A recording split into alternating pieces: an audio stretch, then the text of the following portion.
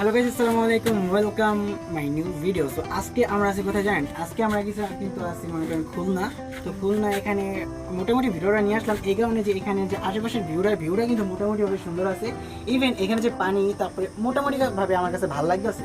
তো প্লাস এখন কিন্তু আছে আমরা জাহাজের উপরে। জাহাজ বললে হয় না, কারণ এগুলো ছোট। তো তারপরে কিন্তু আমাদের মাদারীপুর কিন্তু এরকম ট্রলারগুলো নাই। তো আমার পিছনে কিন্তু দেখতেছেন যে কয়লার পাহাড় এখানে যে কয়লাগুলো আছে, তো এটা কিন্তু একবারে খাঁটি কয়লা, যেগুলো আর কি মাটি তল থেকে আসে।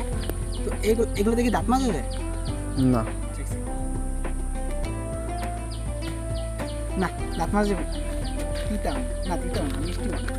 আচ্ছা, এগুলো যে কালো হয়ে গেছে, তো এগুলো কিন্তু একেবারে মাটির তল থেকে আসে।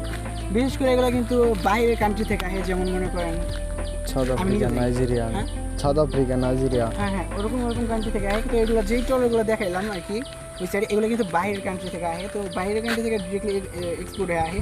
তো বিশেষ করে এই কয়লার নামগুলো হলো আপনার ইন্দোনেশিয়ান কয়লা। তো এই সাইডে কিন্তু একটা ভুর আছে, প্লাস ওই সাইডে কিন্তু আরও একটা ভুর আছে।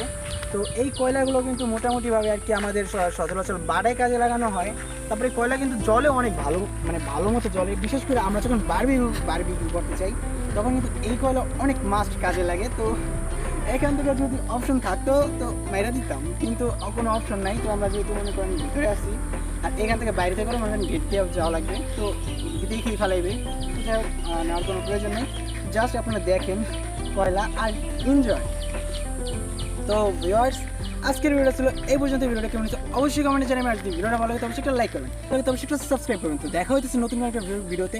ভালো থাকবেন, সুস্থ থাকবেন। আসসালামু আলাইকুম, প্যারানাই চিল অ্যান্ড গুড নাইট।